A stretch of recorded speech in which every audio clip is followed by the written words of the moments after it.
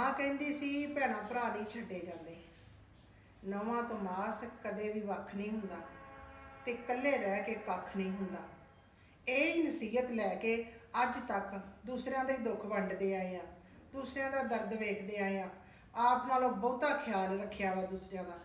ਜਿਨ੍ਹਾਂ ਦਾ ਆਪ ਨਾਲੋਂ ਜ਼ਿਆਦਾ ਖਿਆਲ ਰੱਖੀਏ ਨਾ, ਉਹ ਰਿਸ਼ਤੇ ਹੀ ਸਭ ਤੋਂ ਪਹਿਲੋਂ ਪਰਾਏ ਹੋ ਜਾਂਦੇ ਆ, ਦੂਰ ਹੋ ਜਾਂਦੇ ਆ।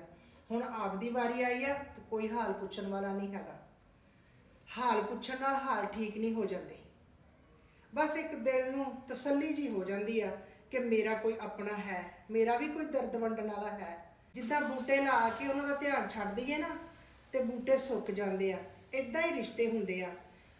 ਥੋੜੀ ਜਿਹੀ ਦੂਰੀ ਦੇ ਨਾਲ ਨਾਲ ਨਾ ਦੂਰੀਆਂ ਵੱਧ ਜਾਂਦੀਆਂ ਵਾ। ਜਦੋਂ ਦੂਰੀਆਂ ਵੱਧ ਜਾਂਦੀਆਂ ਵਾ ਨਾ, ਫਿਰ ਮੁਲਾਕਾਤਾਂ ਫੋਤੀਆਂ ਤੇ ਹੁੰਦੀਆਂ, ਜਨਾਜ਼ਿਆਂ ਤੇ ਹੁੰਦੀਆਂ ਵਾ। ਤੇ ਆਪਣਾ ਕੀਮਤੀ ਟਾਈਮ ਕੱਢ ਕੇ ਭੈਣਾਂ ਭਰਾਵਾਂ ਦਾ ਹਾਲ ਪੁੱਛ ਲਿਆ ਕਰੋ, ਖਿਆਲ ਰੱਖਿਆ ਕਰੋ ਆਪਣੇ ਭੈਣਾਂ ਭਰਾਵਾਂ ਦਾ। ਜਿੱਦਾਂ ਜ਼ਿੰਦਗੀ 'ਚ ਇਨਸਾਨ ਨੂੰ ਸਾਹਾਂ ਦੀ ਲੋੜ ਹੁੰਦੀ ਹੈ ਨਾ ਜੀਣ ਵਾਸਤੇ, ਉੱਦਾਂ ਹੀ ਭੈਣਾਂ ਭਰਾਵਾਂ ਦੀ ਲੋੜ ਹੁੰਦੀ ਆ।